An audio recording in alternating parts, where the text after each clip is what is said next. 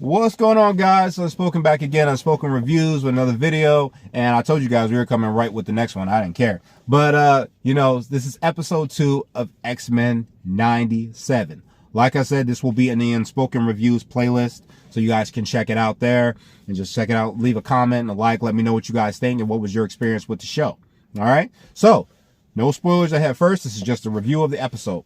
This episode was pretty deep. You know, it definitely gave some characters some okay, let me go back.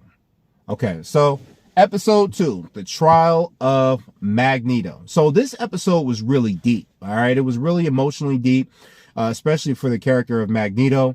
You know, as you know, he did come back and basically is taking over everything from Xavier that he left for him. And it's pretty interesting that happened because, you know, all the X-Men are wondering if he's being legit serious about this. Well, Magneto was actually taking steps to prove that he wants to fit into what Xavier asked of him. You know, and it's not just... the weird thing about this is that it's not just something he's trying to do because it's what he asked. He's literally betraying the things that he's been doing for years because... like, if you guys have watched the animated series, Magneto has always fought for the freedom of mutants. Okay? If you want to understand Martin Luther King, Professor Charles Xavier, Malcolm X, Magneto. Okay? Magneto is a by any means necessary type of dude. Okay? It doesn't really matter what he has to do. He's willing to do it. And I hate to say it, but unfortunately, there are people out there that only understand the hard iron hand. They don't understand anything else. Okay? So he's been that dude, and he's been doing it for years. And now he's at a place where he feels like he's betraying that. And the things that he's used to doing, he has to come to an understanding that he has to try to change it.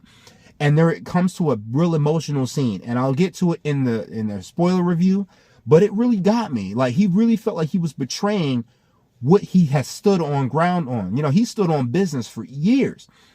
And the fact that he had to change it was very emotional. There are some real great happy scenes at the end of this episode, but also some heartbreaking dark scenes that really hit home. I knew it was coming. Because, like I said, in the X-Men audio drama, some of the things that happened on this episode happened on those audio dramas, okay? And it was, even though I knew it, it was gut-wrenching. Like, I kind of felt like it might not happen. And then it happened, and I felt my chest, like, freeze up. And I felt really bad for a specific character. And especially the way the character talked about it, man. I felt so horrible. You know, there were epic fight scenes in this episode. Brutal fight scenes in this episode. It was a very emotional episode. And I gotta say, they knocked it out of the park with the writing for this episode. It makes me feel bad that they fired the one dude, Bo, because I don't know what he did. I got to look more into that. But he really brought fire with this episode, man. And, oh, man, it was a great episode. I just loved it. The fight scenes were great. Certain revelations were great. There are certain relationships between certain characters that is hinted at in comics. I'll tell you when. I was like, oh, they're doing this. Oh, I didn't know they were going to do this. And I'm just excited to see where it goes from here. Like if you guys haven't seen the episode yet, I implore you to see it. It has some great moments about not just what's going on the show, but human history in general. Okay, I'll get around to it. All right, great episode. All right, so like I said, here's your warning. If you guys, you know, are still here, cut the video off, go watch the show, come back, and then your boy will do a spoiler review for you. All right, so spoilers. So the episode opens up, of course, Magneto has come back and he's taken on the last will and testament of Xavier. Okay, I'm gonna give myself a little lighting here. Well, the last will and testament of Charles Xavier, basically saying that he's taken over everything that Xavier left behind. Okay, and in the episode, okay, let's take that part. All right, so in the beginning of the episode, of course, Magneto ends up taking over for what Xavier has done. He ends up taking on the last will and testament of Xavier, you know, taking over everything that he once owned and now belongs to him. And the episode opens up with him actually saving people. All right, he's changed his outfit. He has kind of like the M on his chest, and he's taking the sleeves off. He doesn't wear the helmet anymore. You know, he's kind of letting the white locks flap a little bit. and he's saving people. You know, there was a Ferris wheel that was about to fall over with people on it, and he ends up stopping it and saving people. You know, and it's all over the news. People are trying to figure out if Magneto's turning over a new leaf and changing, because like I told you guys, for years, he stood on business, and he didn't care what it took to get people to understand mutants deserve freedom. All right. And he's just been changing everything he stood on. And he comes back to the X Mansion. Everyone's kind of watching it. And the team is kind of not really believing it. Some are believing it. All right. Some, like Rogue, oh God, are believing it. And I kind of was like, man, she's kind of being too easygoing with all this. And I completely forgot about it. Happens in the comics. I'll get back to it. But Cyclops is still being weary. But he also feels that Xavier didn't trust him to maintain the dream that he had. He feels like he didn't trust him at all, or maybe questioned if he could maintain it. So he ends up, Magneto's still saying the same thing. He's like, look, I'm just here to try to keep Xavier's dream alive. He does not hide from what he's telling him, like, look, I know who I am. I got to tell you, I'm not happy about it, but I'm trying. I'm trying to do this my way, the best way I can. Well, the UN ends up coming to the mansion, and basically, they think that they're going to attack them, but that's not what happens. The UN actually shows up to arrest Magneto for his crimes, right? For all the things he's done. And, they basically say, well, you can't affect our weaponry. Magneto ends up taking all the helicopters, switching the blades around, and just brings it down on them. But Magneto is willing to yield, and he actually lets it go, and he ends up going with them, letting them arrest him, to prove that he's trying to change. So people actually find out, and it's not like he's not just saving people. He's also saving the Morlocks as well. He actually rescues the Morlocks from the Friends of Humanity.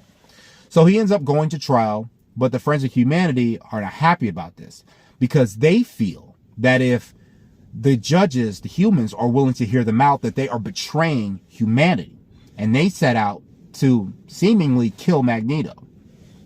And we get the executioner in this episode, right? So they end up having the court thing, and they're having the trial, and the X-Men are there to just proceed to make sure things stay peaceful. Wolverine and Jean stay back at the mansion. Jean's, I guess he's just keeping an eye where he didn't want to go. So, things get a little heated because Magneto makes some legit arguments, especially when he says, my people, a lot of people don't know that he was taken, his people were captured by the Nazis years ago. That was before him finding his mutant powers. All right. So when that happened, he started to see the way humanity has always treated mutants, but not just that, how they've always treated one another. And when you get down to the differences, something as simple as the different color of your skin can pretty much alienate you from the rest of the world. He made a legit point, and he was right. He was right about that shit. Like, I was like, oh man, he is talking some truth right now. Right? So it starts getting real deep, but then the Friends of Humanity with the executioner attack this, the proceedings. And, the X-Men spring into action. Everybody starts doing their thing. Magneto stays back. He stays in shackles. He's not trying to do anything, but people start, rushing in. People start having picket signs and, cheering down with Magneto and, going against the judges. And then the executioner walks in. This dude, no joke. Okay. I got to look more up about him. I don't think I've ever read him in the comics before yet, but in the comics, he ends up just mauling through the X-Men. He's like, this dude has like armor that's protecting him from their attacks, but he's also just taking them down. He's also collaring them so that way they can't use their powers and then knocking them out. He brutally beats the shit out of my boy Cyclops. I mean, he's just bow, bow, bow. And he's saying certain things that is crazy because in humanity, any kind of different skin color that isn't, sorry to say this, white, has been alienated in the past. And he's sitting there hitting them. And as he's saying this, and he's like, you get to complain about your differences and we don't get to complain. We know there's differences, but we don't whine about it. It's a lot of the things that you've noticed that in society in the past have been said about other races, but it was kind of crazy to hear them say that to the mutants, knowing that this is things that have been said in the past to other races. It's really crazy. And, he beats down Cyclops, and he's getting ready to take a shot. Storm ends up telling everyone, yo, get back, send the rest of the X-Men outside. At this moment, Jean ends up going into labor, right? So now Wolverine has to get her to the hospital to have the baby, right? But they don't want to help deliver the baby because, she's a mutant. And, Wolverine is getting ready to threaten to kill the doctor. So Rogue ends up taking Cyclops to the hospital, and Rogue ends up taking the intelligence from the guy by touching his head to take his knowledge, and she wants to deliver the baby for them. Okay, so back to the trial. Magneto, Storm ends up taking charge of everything. She ends up telling him to free Magneto. So then Magneto and Storm end up working together to end up stopping the Friends of Humanity and pretty much keep them, from attacking. Executioner takes a gun from his back. Now, this is the part where I didn't know if this was going to happen. He aims the gun and he fires, but Storm tries to save Magneto and takes the shot. Okay? And it was at this moment where I realized Storm lost her powers. And like I said, I saw it in the audio drama, but I was like, and I knew it happened somewhere in the comics. I wasn't exactly sure when, but the way she conveyed it, like I felt it, especially when she was like, I can't feel the breeze. It's like, I can't feel the moisture. And she's like, what has he done to me? Like, I was just like, oh my God. This is when Magneto loses his shit. He pulls the judges and the executioner up into like almost into the atmosphere. It's freezing cold up there, right? I was like, he's gonna kill these dudes. I didn't know if he was gonna do it.